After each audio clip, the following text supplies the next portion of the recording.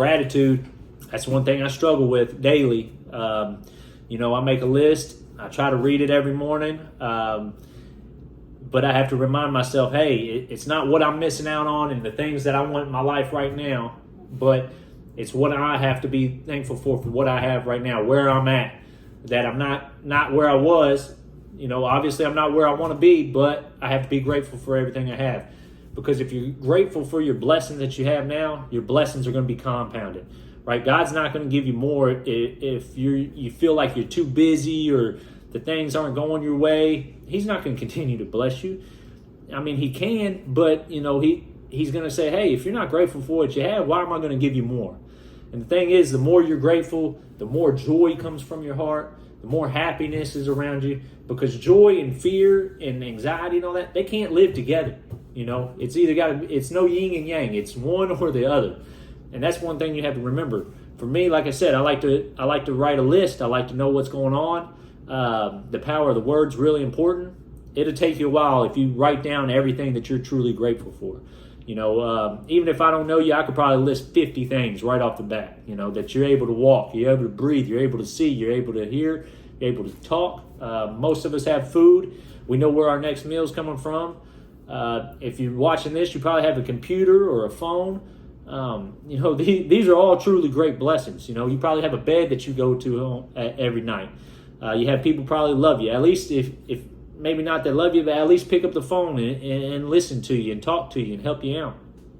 I think it's so important for me to write this down so the power of the word continues to come back and forth. And you can add to the list. I know I heard one time that Oprah writes down things, 5 things every night that happened that day. If you can look at and pick 5 grateful things every day, man, it's going to just start compounding. And that's the one thing you have to remember, that I know from my past experiences that, the more hate I had in my heart, the less gratitude I had. I had a fear of missing out things.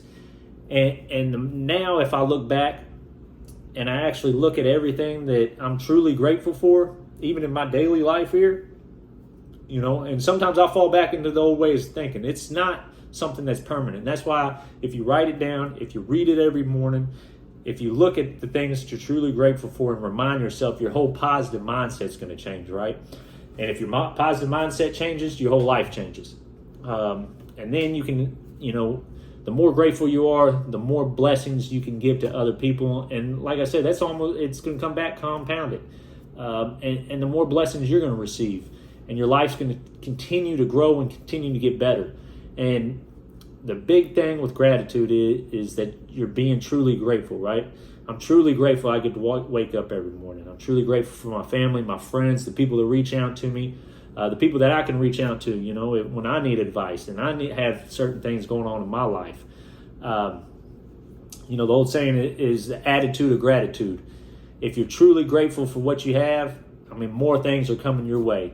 And there's no way that the world is going to be able to stop that. God sees what's going on, and God's all powerful. He set this thing up with a reason, right? Most people, whether you believe or you don't, it's hard to argue that there is not other powers at play than just besides our choices and our decisions.